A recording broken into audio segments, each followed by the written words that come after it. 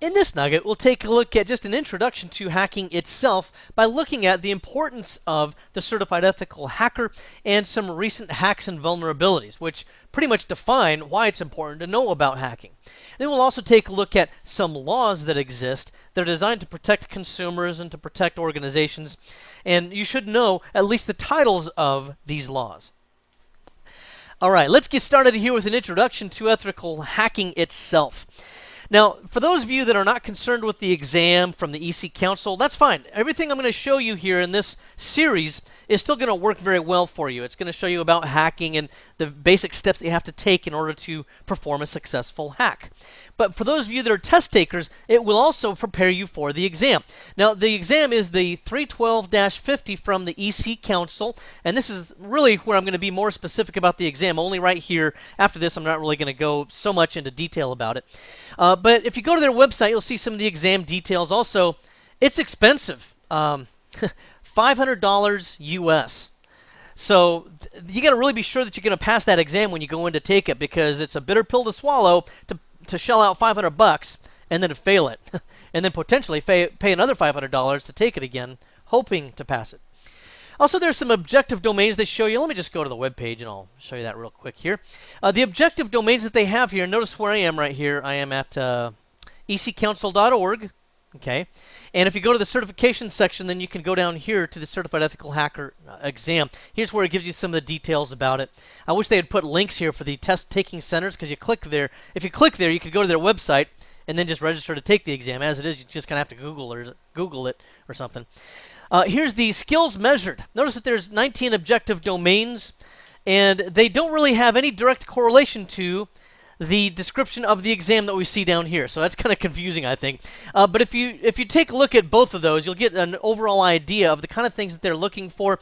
For example, on the background, they're only going to weight that about 4% of the exam, and there's only probably 5 questions on the exam about these particular topics. Okay, so if you have to really focus on one particular section of the exam that you might feel weaker on, then this might not be it, because you're going to get a lot more bang for your buck in your study time on other things such as analysis and assessment, security, some of these others that are a little bit more heavily weighted in the exam. Also, this website here, it's kind of funny to me, because after all, they focus on security and so forth and on hacking. But it also happens that the eccouncil.org website got hacked. In fact, I witnessed that. I was there getting ready to teach this whole series, and I just opened up their website, and I saw something kind of strange. I saw this. You can see here I took a screenshot of it, eccouncil.org, and it says owned by Certified Unethical Software Security Professional Eugene Belford, which I don't know if you recognize the name, but that's a fictional character out of the movie Hackers from way back when. And they posted this guy's passport. Now, do you recognize the picture or the name? Edward Snowden. Yeah. If you don't know who that is, just Google his name. You'll come up with about 1 million hits. Very controversial security figure in the security landscape right now, because he released a lot of secrets from the Department of Defense. This is a recommendation letter from the Department of Defense certifying the level of experience that he has. It says that he has 5 years of experience. Let me see if it'll show us. Yeah, down here at the bottom. It's kind of hard to read. But anyway, you get the idea there. Even the EC Council is potentially vulnerable to getting hacked. Now, I'm going to show you about various hacks and vulnerabilities as we go, but I just want to emphasize some of the importance of understanding the hacking landscape in today's world. So let's just take a look at a couple of recent hacks and vulnerabilities. Some of them relate to financial issues. For example, you might be performing online banking of some kind and doing online bill pay with your bank. What do we normally do when we perform those kinds of functions? We go to their website, and normally that's going to be an HTTPS website, meaning that it's going to use transport layer security, which performs mutual authentication, and it encrypts the session so that it cannot be intercepted. Well, there was a recent vulnerability from Apple that affected both the Mac OS as well as iOS devices like iPads and iPhones. What happens here is, let's say that you're in a you're on your laptop here, and you're in a coffee shop, and you're using the Wi-Fi signal there, and there's also a hacker who's on the same Wi-Fi. I didn't put a laptop there. I guess the Wi-Fi signals just emanate out of his brain. Anyway, then we also have the server over here for your bank out there on the internet. Now you're establishing a TLS session, or transport layer security session. Because of a single line in Apple's programming to make this possible and to secure this connection, because of a single line that was accidentally duplicated, which is this. It says go to fail, semicolon, and then accidentally they entered that in twice. Go to fail. Because of the fact that it was entered in twice, it kind of leapfrogs over this, and it does not perform mutual authentication, meaning that this hacker person down here in the middle could do what we call a man-in-the-middle attack. And he could intercept your traffic, and he could just forward it on to the bank, and then, continue to kind of broker the connection here, and he could just watch it and do nothing to it, and you could perform your online transactions as usual. On the other hand, he could intercept any kind of security vulnerability that he wanted to, such as passwords. He could get into your banking session. He could hijack this session. He could transfer money to his own bank. All kinds of stuff like that. So you can see this is a very, very serious vulnerability that existed. I did not hear specifically of any hackers that did take advantage of that hack and steal anything. However, it was there, and it's not that hard to work with. Now, the next thing we'll talk about here is the Target hack. You're probably familiar with that one, but millions of credit card numbers and personal information got stolen from Target. And this is devastating, of course, to the consumers and even to people at Target. The chief information officer, she just resigned over this, I learned. So this is a real devastating and serious thing that occurred. And what happened was, a lot of people don't know exactly how this happened, but what occurred was that there was a third-party product called Performance Assurance for Microsoft Servers from a company called BMC Software. That particular software uses a user account called best1_user. And they say it's not a real important account. It's just kind of inconsequential. You can use it to run batch files. Well, guess what? You can put all kinds of malware and malicious actions in a batch file. So that's my first red flag right there. And the second thing is it has administrator level access. So if you can compromise this account and take advantage of it, or log in as this account, then you can pretty much own the machine that it's on. And that's exactly what happened. The hackers were able to derive the password for this account, which, by the way, is this. It's got capitalization in it, but I can only write block letters. But it's backup $U$R. That was the password. That's really not that hard to crack. There are certain things called, for example, rainbow tables that could be used. Some rainbow tables have upwards of 1 billion potential hashes in them that can be used to crack passwords. And so that's really not that hard of a password to crack, even though it's got upper lowercase and a special character in here. Anyway, what they did was they were able to log in as that account, create a mapped drive, steal all of the data and shovel it off to that mapped drive inside Target's network. And then from there, they sent it off to an internet location, and that's why it's for sale now on the internet. So my point with all of that is, even if you have great security, for example, Target might have had great firewalls, impenetrable. They may have had a great VPN solutions. Their users may all have a really good password policy. Doesn't really matter, though, because all you need is one weak link in the chain, and that's where you have your problem. Let's also look at cyber terrorism, which is where one nation attacks another nation using hacking attacks instead of guns and missiles. Now, the best story that I have on this really comes from 60 Minutes. I used to make fun of my parents because I said they were old. Only old people watch 60 Minutes. Well, now I watch it every week. So either I'm old or the show's pretty good after all. Anyway, this is kind of an old story as well. You can see that it's from June, what is that, 18th or 13th, 2010. But it's still one of the best stories out there on cyber warfare. So if you just go to cbsnews.com and search for cyber war, you'll find this story, an excellent story, and it talks about a lot of different compromises and attacks that took place. For example, the United States Military Central Command, or CENTCOM, got attacked, and terabytes of data got stolen without the United States government even knowing it for a while. So you can imagine how devastating that could be. It also showed stories of where, and this is a big thing, there's a company called Siemens that makes programmable logic controllers. They're boxes about the size of a small speaker, I guess. And they control factory floors, they control centrifuges, they control, compressors, air conditioning systems, all kinds of different stuff. And a big part of what they do is they tell something to turn on or off, and they can also tell it how fast or slow to operate, or how much power to deliver to a specific device. Well, just about every factory floor is controlled by something like that. So you can imagine from an industrial side of things, if we take a look at this in terms of industrial espionage, that could ruin a whole company. There's also a piece of code that got dropped into Iran known as Stuxnet. I'll just spell that out. Stuxnet. You can Google for that if you want to. There's all kinds of stories on that. Again, though, one of the best ones, if you want to just get the quick and dirty information, comes from 60 Minutes. So you can search for 60 Minutes, and again, search for Stuxnet, and you'll come across this article. What happened there is Iran had this virus that got planted inside of their nuclear generating facilities. This piece of code is extremely complicated and intricate.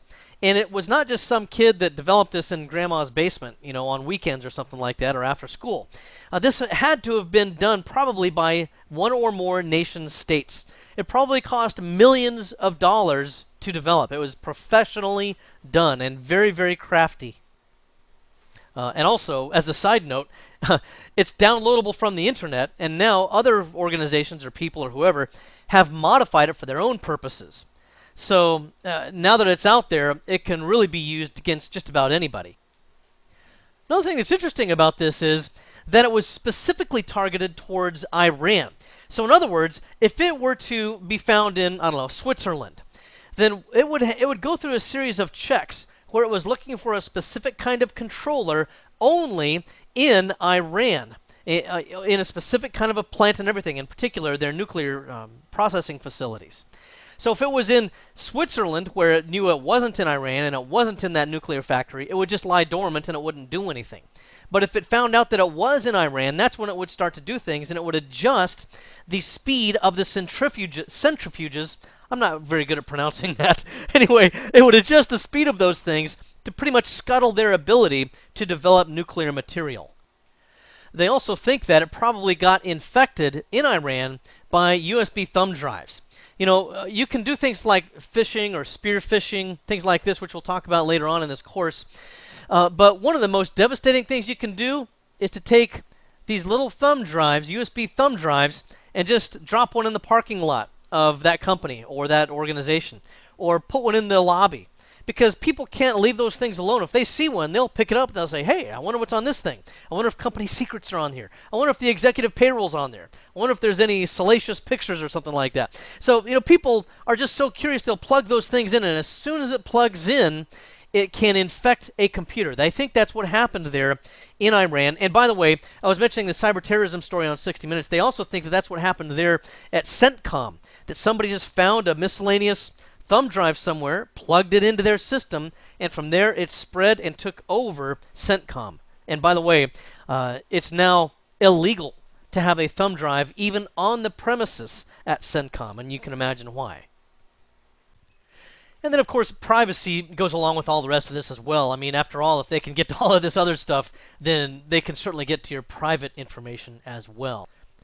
Now, once again, I know I look like I'm a commercial for for 60 minutes, but they also had a great story here on a Chinese company called Huawei, and they have a lot of suspicions there in terms of the security risk that they pose.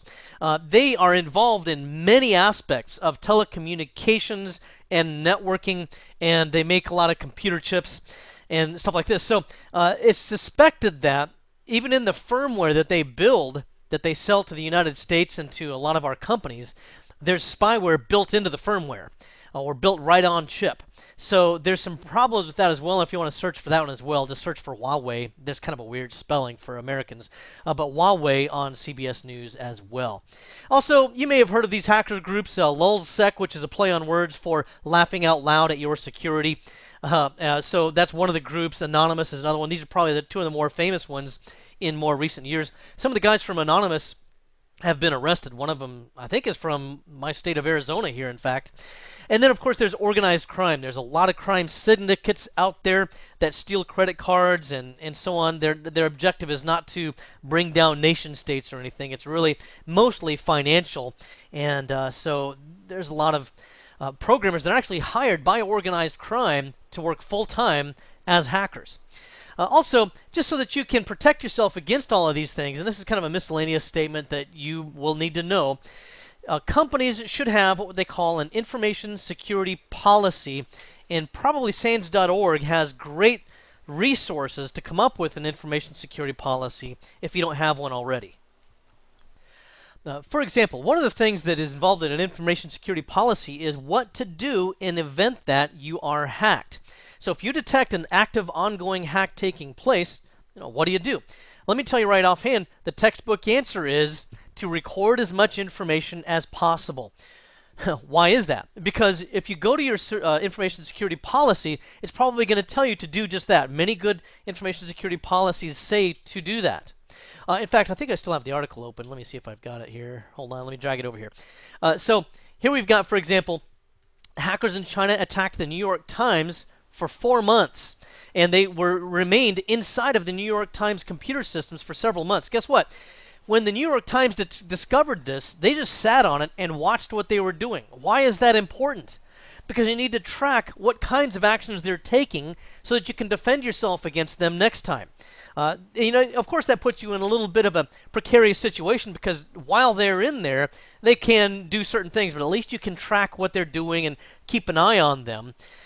So that is still very important. But I was mentioning earlier SANS. If you go to SANS.org, you can see here in the Security Resources Policies section that you can get a number of different kinds of templates on security policy, audit policy. I think there's one for wireless somewhere down here, wireless security policy, mobile security policy. So all these different ones, and a lot of these will be, for example, things where you just fill in the name of your company instead of you just fill in the blank there, and you can repurpose these for your own use. Now, also, you should know about certain laws relating to hacking. So if you're ever examined to see what you might have knowledge of, here are some key laws that you should be aware of. Now, these are thousands of pages of legislation, so obviously you're not expected to memorize these, but just know the titles of them and kind of some of the basics. The first one here is the Computer Misuse Act of 1990. That's the United Kingdom's law against hacking. There's also the CAN-SPAM Act, which, as you can see, has completely stopped spam worldwide.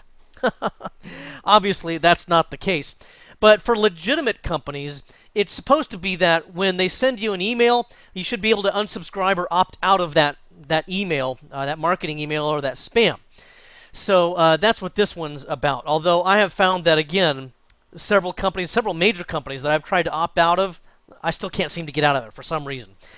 There's also this one, 18 U.S.C. 1030 is the key number to remember there. This is a law entitled Fraud and Related Activity in Connection with Computers. That's one of the United States laws there. And then there's the 1029 law, Fraud in Access Devices. This could include fraudulent smart cards. This could include this is one of those things where at a gas pump, let me just draw a gas pump here. You know, with a gas pump, here's the pump right here, and here's the card reader, and it has the place where you can put your PIN in, little buttons there and everything. As you know, a lot of those are being hijacked and replaced. So a hacker can come by in the middle of the night, or a thief, and they can put a device over the top of that one so that when you push, let's say, the number 1, it pushes through their device on number 1, which also has kind of a pin in the back of it, which will still push the actual number 1 on the actual gas pump. But they're also scanning your magnetic strip, and they also are able to record your keystrokes, so they know your PIN for your debit card, for example. That's kind of what this sort of thing is designed to protect against. Could also apply to things such as cellular phones, because after all, cell phones nowadays can have a lot of things like personal or financial information on them as well. In this nugget, we took a look at kind of an introduction to hacking itself. We looked at some recent hacks and vulnerabilities, such as those like Stuxnet, or some of the attacks against the New York Times and so forth. We also took a look at some of the laws that exist that are designed to protect both organizations, companies, and countries. I hope this has been informative for you, and I'd like to thank you for viewing. Can anybody out there